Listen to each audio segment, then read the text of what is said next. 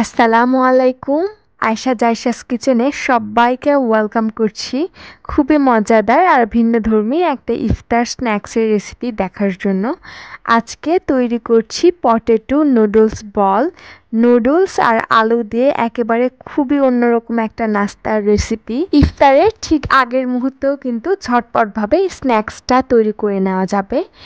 ভিতরে অনেক বেশি আলুর পুর আর উপরে একেবারে মচমচে স্ন্যাক্সটা ট্রাই করলে দেখবেন সবাই এটা খুবই পছন্দ করছে। আশা করছি আমার আজকের রেসিপি আপনাদের ভালো লাগবে। তাহলে আমি রেসিপিতে চলে যাচ্ছি। পটেটো নুডলস বলগুলো তৈরির জন্য 2টা বড় সাইজের আলু সেদ্ধ করে নিয়েছি। চেষ্টা করতে হবে যাতে ওভারকুক না হয়।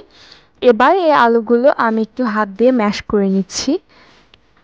তারপরে এর সঙ্গে যোগ করে দিচ্ছি 2 টেবিল চামচ পরিমাণে মিহি কুচি করে রাখা পেঁয়াজ কুচি। তারপরে এর সঙ্গে 1 টেবিল চামচের মতো চিলি ফ্লেক্স দিয়ে দিচ্ছি। ঝালটা আপনারা আপনাদের স্বাদ মতো দিয়ে নেবেন। দিচ্ছি হাফ টেবিল চামচ পরিমাণের মতো লাল মরিচের গুঁড়ো। তারপরে এর সঙ্গে যোগ করছি 1 টেবিল চামচ পরিমাণে লবণ। লবণটাও আপনারা আপনাদের টেস্ট অনুযায়ী কমিয়ে বাড়িয়ে দিয়ে দিবেন। এই পর্যায়ে দিয়ে দিচ্ছি 1 চিমটি পরিমাণে হলুদ গুঁড়ো। হলুদটা অনেক বেশি দেওয়া প্রয়োজন নেই, জাস্ট একটা কালারের জন্য অল্প দিলেই কিন্তু হয়ে যাবে।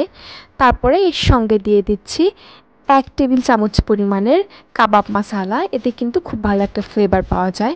তারপর দিয়ে দিব 1 টেবিল চামচ পরিমাণে আদা রসুন পেস্ট। তারপরে হাতের সাহায্যে এই সবগুলো উপকরণ খুব ভালোভাবে মিশিয়ে নিচ্ছি। চেষ্টা করতে হবে যাতে আলুর মধ্যে কোনো বড় দলা অথবা লাম্পস না থাকে। যত বেশি স্মুথলি এই মিশ্রণটা তৈরি করা হবে তত বেশি কিন্তু পটেটো বলগুলো উপর থেকে মসৃণ হবে। এই মিশ্রণটা খুব ভালোভাবে মিশিয়ে নেওয়া হয়ে গেলে এর সঙ্গে 1/4 কাপের মতো দিয়ে দিচ্ছি চালের গুঁড়ো। এ পর্যায়ে আপনারা কিন্তু কর্নফ্লাওয়ারটাও দিতে পারতেন। তারপরে এর সঙ্গে দিয়ে দিব নুডলস মশলা, যেটা নুডলসের প্যাকেটের সঙ্গে থাকে, আমি কিন্তু সেটাই দিয়েছি। আবারও সবগুলো মিশ্রণ খুব ভালোভাবে মিশিয়ে নিচ্ছি। তারপরে এই মিশ্রণ থেকে আমি ছোট ছোট এভাবে নুডলস বল তৈরি করে নিয়েছি। অর্থাৎ এই আলুগুলো থেকে এরকম বল তৈরি করে নিব। আমি মাঝারি আকারে বলগুলো তৈরি করে নিয়েছি। আপনারা চাইলে ছোট বড় করে তৈরি করে নিতে পারেন। এবার আমরা একটা লিকুইড মিশ্রণ তৈরি করে নিব। এর জন্য একটি বাটিতে দিয়ে দিচ্ছি হাফ কাপ পরিমাণে ময়দা। এর সঙ্গে স্বাদ মতো লবণ দিয়ে দিচ্ছি। আমি এখানে 1 কাপ ময়দার জন্য হাফ টেবিল চামচ পরিমাণে লবণ ব্যবহার করছি। তারপর এর সঙ্গে পানি যোগ করে দিব। পানিটা কিন্তু আমি একবারে যোগ করছি না, অল্প অল্প করে যোগ করছি। আমি কিন্তু এখানে রুম টেম্পারেচারে পানিটা ব্যবহার করছি। অল্প অল্প করে দিচ্ছি আর অল্প অল্প করে মিশিয়ে একটা লিকুইড ডো তৈরি করে নিচ্ছি।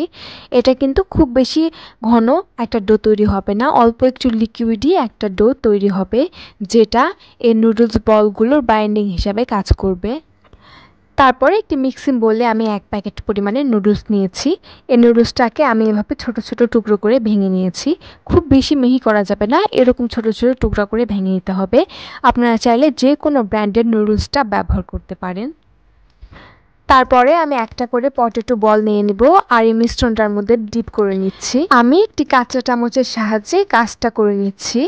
কাঁটা চামচের সাহায্যে করলে কি হবে, যে এক্সট্রা ব্যাটারগুলো থাকবে সেটা নিচে ঝরে পড়ে যাবে এবং খুব বেশি স্টিকি হবে না। এবার এই পটেটো বলটা যে নুডলসটা ভেঙে রেখেছিলাম সেখানে একেবারে দিয়ে দিচ্ছি। এবার এই নুডলসটার সঙ্গে এই পটেটো বলটা খুব ভালোভাবে কোট করে নিব। এই কোটিংটা কিন্তু খুব ভালোভাবে করতে হবে যাতে পটেটো বলটার কোনো অংশে ফাঁকা না থাকে এবং একটু সময় নিয়ে চেপে চেপে কাজটা করতে হবে। তাছাড়া কিন্তু তেলে দেওয়ার সঙ্গে সঙ্গে নুডলসগুলো পটেটো বল থেকে খুলে চলে আসবে। এ সময় আলুর বলের শেপটা কিন্তু এদিক সেদিক হতে পারে, এভাবে হাত দিয়ে চেপে চেপে শেপটা ঠিক করে নিতে হবে। একইভাবে আমি প্রত্যেকটা নুডলস বল এভাবে নুডলসের সঙ্গে গড়িয়ে তৈরি করে নিব। তারপরে এই বলগুলো আমি ভাজতে চলে যাচ্ছি। এর জন্য একটি প্যানে দিয়ে দিচ্ছি পরিমাণ মতো তেল। তেলটা একটু বেশি ব্যবহার করতে হবে, কারণ ডুবো তেলে এই বলটা ফ্রাই করতে হবে। তেলটা সামান্য একটু গরম হয়ে আসলে এই বলগুলো আমি দিয়ে দিচ্ছি। এ পর্যায়ে কিন্তু চুলার হিটটা মিডিয়াম টু লো পর্যায়ে রাখতে হবে। একেবারে বেশি দিলে কিন্তু নুডলস বলগুলো আগে থেকে পুড়ে যাবে এবং ভেতরে কাঁচা থেকে যাবে। আবার তেলটা কিন্তু একেবারে গরম না হলেও কিন্তু নুডলসগুলো খুলে আসার সম্ভাবনা থাকে। একটির গায়ে যেন আরেকটি লেগে না যায় তাই একটু সামান্য ফাঁকা ফাঁকা করে নুডলস বলগুলো দিয়ে দিচ্ছি। তারপরে খুব ভালোভাবে এপাশ এপাশ নাড়িয়ে চাড়িয়ে বলটা ভেজে নেব। এই বলগুলো ভাজতে কিন্তু একটু বেশি সময় লাগবে। প্রতি পাশ এভাবে উল্টিয়ে পাল্টিয়ে দিব, তাহলে কিন্তু সব সাইডে খুব সুন্দর একটা কালার চলে আসবে। তাছাড়া কিন্তু একদিকে কালার আসবে আর অন্যদিকে কালারটা আসবে না। প্রতি ব্যাচ নুডলস বলগুলো ভেজে নিতে আমার 5 থেকে 7 মিনিটের মতো টাইম লাগতে পারে, আপনাদের এর থেকে কম বেশি সময় লাগতে পারে। এবার এর মধ্যে যখন হালকা একটু ব্রাউন কালার চলে আসবে তখন একটু হয়ে গেলে উঠিয়ে নিচ্ছি। ব্যাস তৈরি হয়ে গেল অল্প সময়ে খুবই ঝটপট একটা স্ন্যাক্সের রেসিপি।